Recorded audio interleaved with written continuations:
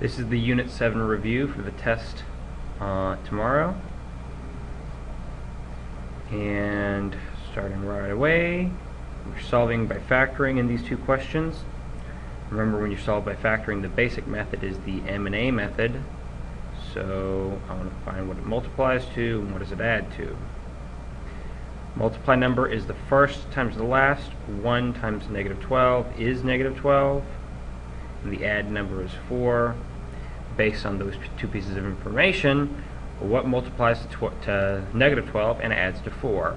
Well, 6 and -2 do that. 6 times -2 is -12. 6 plus -2 is 4.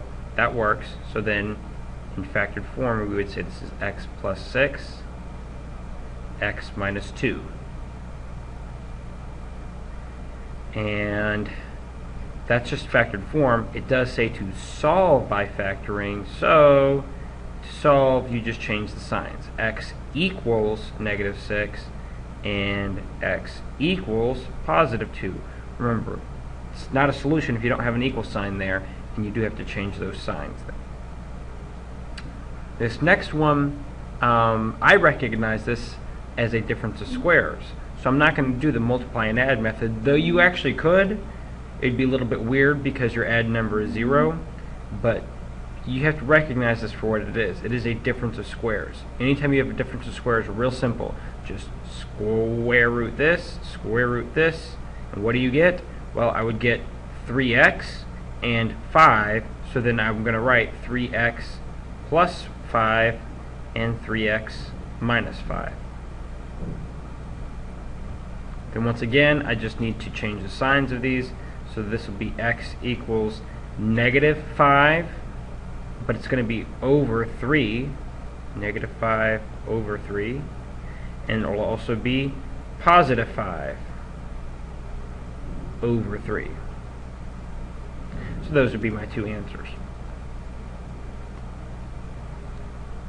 Solve using the quadratic formula, which, recall, the quadratic formula is x equals -b plus or minus square root of b squared minus 4ac.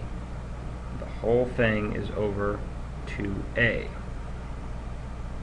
On the first one, a is 2, b is -7, and c is 3. So plugging all those things in, I have -7. Oh yeah, right, duh, double negative. This is negative, b is already negative, so double negative. A lot of you still make that mistake. Plus or minus the square root of -7 squared minus 4 times 2 times 3 all over 2 times 2. Now then, what I'm going to do to simplify this is I'm going to start by saying, okay, the discriminant part. Oops. Turn on. There we go. The discriminant is -7 squared minus 4 times 2 times 3. Notice how I put parentheses around all those things. It's necessary. The discriminant is 25, which means that this will be rational numbers because 25 is a perfect square. Okay, so now then I just need to simplify this. Square root of 25 is 5, so I've got 7 plus or minus 5 over 4. So 7 plus 5 is 12. 12 over 4 is 3. So 3 is one of my answers. 7 minus 5 is 2. And 2 over 4 is a half. So then my two answers are 1/2 and 3. This next one, A is 4, B is -1, and C is 3. Use a different color here. So starting again, same thing. Negative b, which is going to be a double negative again, plus or minus the square root of -1 squared minus 4 times 4 times 3. All over 2 times 4. Let's pull up the calculator again and figure out what the discriminant is. That was -1 squared minus 4 times 4 times 3, which is -47. Okay, if the discriminant is -47, hold on a second. Okay, we've got the double negative, which means we had +1, then plus or minus, and then, okay, the discriminant was -47, and then the bottom we have 8. Any time the discriminant is negative, you have non-real solutions. I'm going to ask you on this test to simplify that a step further. Don't just leave it negative. Pull out that negative sign as an I. So now I've got 1 plus or minus I times square root of 47 all over 8. Now, if you can simplify the radical, you should. 47 cannot simplify, so we are done with this right here. Okay. Now, simplify these two guys. So here, a lot of y'all just want to go straight to foiling. That's not the case. You have to really look for whether or not there's a plus sign, a minus sign like here, or there's nothing like over on the right here, because that tells you whether or not you're adding or subtracting or multiplying. So for this first one, if I combine, all I have to do is combine the like terms, but make sure that I am subtracting. So I'm subtracting 3 minus -7. Well, minus negative becomes the same thing as plus. So really this is just 3 plus 7. In fact, I'm just going to change both of these signs anyway, because that takes care of my sign. I just distributed my sign there. So yeah, 3 plus 7 is 10, and then 5 plus 2i is 7i. Once again, just to make sure that it's clear there, that because this is a minus sign, it is changing this from just being like 5 minus 2i to 5 plus 2i. So you got to make sure you pay attention to signs like that. And then on the other side over here, this is where you FOIL. So I'm going to do 4 times 6 is 24. 4 times -5i is -20i. 3i times 6 is positive 18i. And 3i times -5i is -15i squared. Well, I can combine the like terms here in the middle. -20i plus 18i is -2i.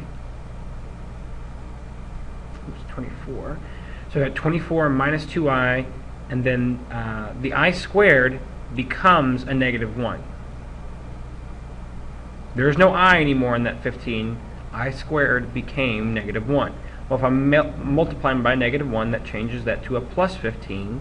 So now I've got 24 minus 2i plus 15, and then I can combine that with the 24 to make 39 minus 2i.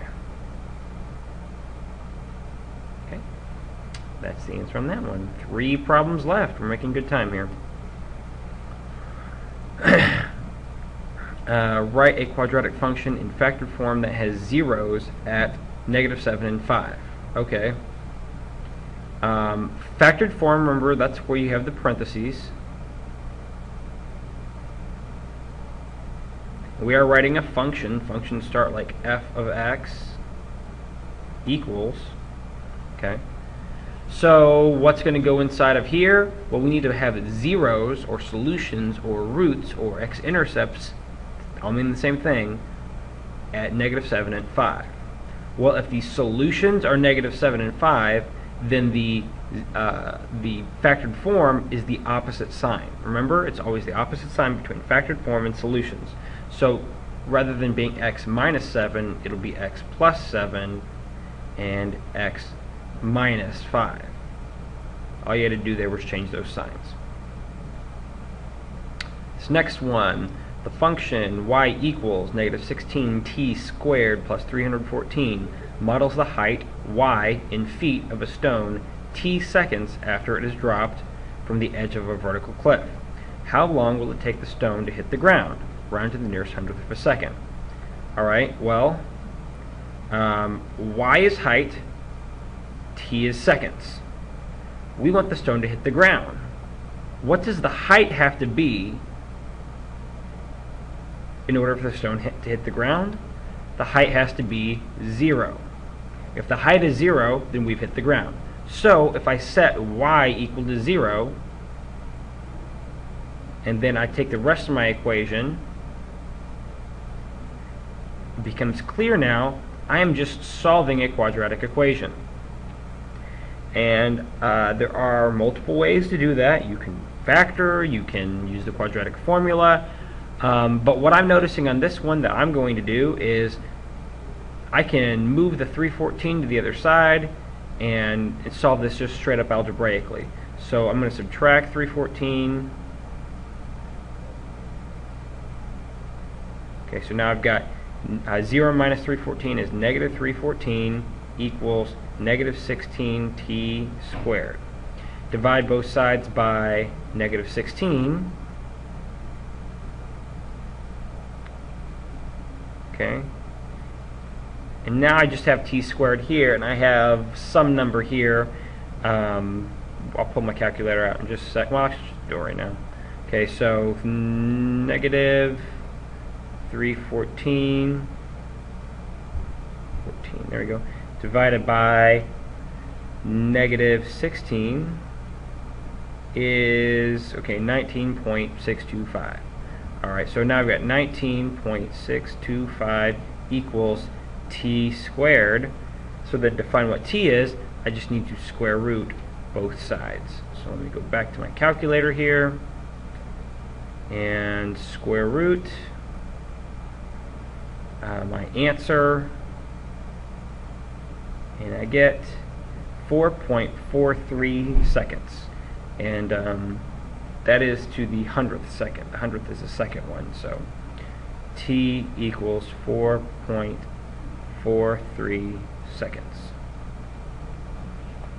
So there, all I did, I mean, again, you can use the quadratic formula, you can factor it, but actually you probably can't factor it, but the easiest way that I saw there was just to solve it algebraically. Alright, last one. If the value of the discriminant of a quadratic equation is 144, what type of solutions should you get when solving the equation? Okay, this is just a simple question of the discriminant is this, so what does that mean? Well, is 144 a perfect square? Yes, it is. The square root of 144 is 12. Because it's a perfect square, that means we have two real rational solutions. Or two real rational roots. Your other options are two real irrational roots, which you would get if the number was 145, 146, 147, or any other number that's not a perfect square. Another option is one real root if the discriminant is exactly 0, and then the last option is no real roots if the discriminant is anything negative. Alright, go back, watch any of these parts that you need to, because this is exactly what your test is going to be like, just different numbers tomorrow. So study and good luck.